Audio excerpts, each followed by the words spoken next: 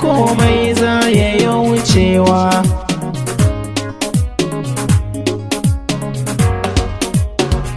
Rabbana da famin na kai kake mini komai na tsara yar waƙata. Kai mai kuɗi ka ƙage talaka cikin mu kai adalci ka ce a bar yin cuta. Ga wasu nan suna ta cutar bayan ka sai ka ce tashin duniya da shi sun manta. Talakawa ake kashewa amma an ki ayi magana.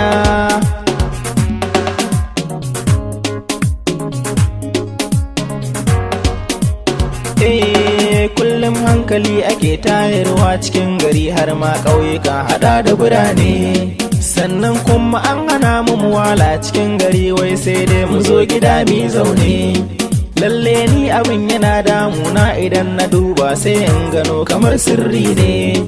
Wai ina za mu sanya kanmu ba walwala a dare da rana.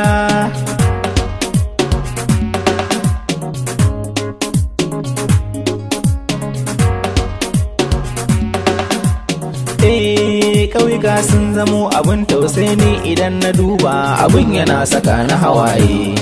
Kowane lungu da sako a karkara mutane kalilan ne ke raye. Sannan duk gaba ɗayansu manoma sun sani cewa ko ina akwai ɓeraye. Masu tayar da hankali akwai hisabi kutina.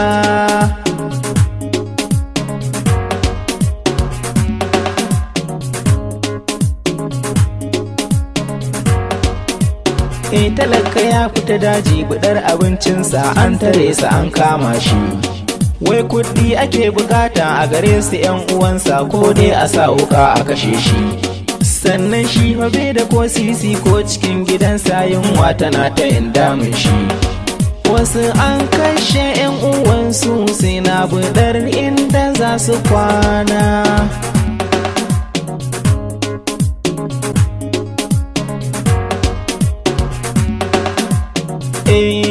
Kai Najeriya musamman a arewa shugabanninmu wai miye yake damun ku? Domin dai ana ta yakar musulunci kuna kallo ba abin da ya sha kanku. Ku ji tsoron Ubangiji mai sama wanda ba shi bacci ko me kuke yana kallon ku. Sheri ko hairi in ka shuka ranar kiyama za a auna.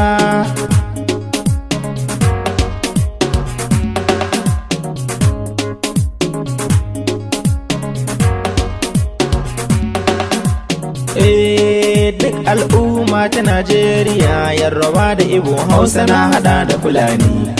Mu zamo tsintsiya madaurin ki daya mu zo mu zauna mu daina yi wa juna rauni.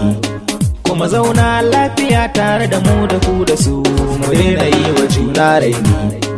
In mu kai haka mun ci riba a rayuwa tare za mu zauna.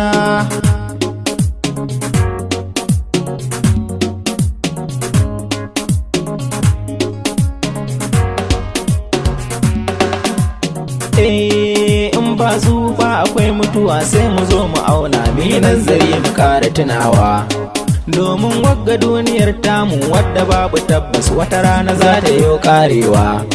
Mi aikin kware a shitin yanzu kar mu zauna kar lokaci ya kara gurewa. Mi aiki irin na hairi a lahira shi za mu girba.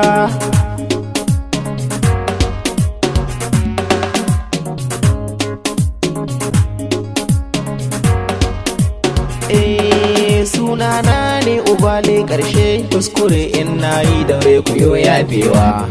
Ni dai nayi kiran mu gyara har kabilu bambanci mu bar nunawa. To sai mu kara damke junan mu billa har Bahaushe a tare za mu yo zaunawa. Domin 'yan uwa ne mu Hausa Fulani mutuna.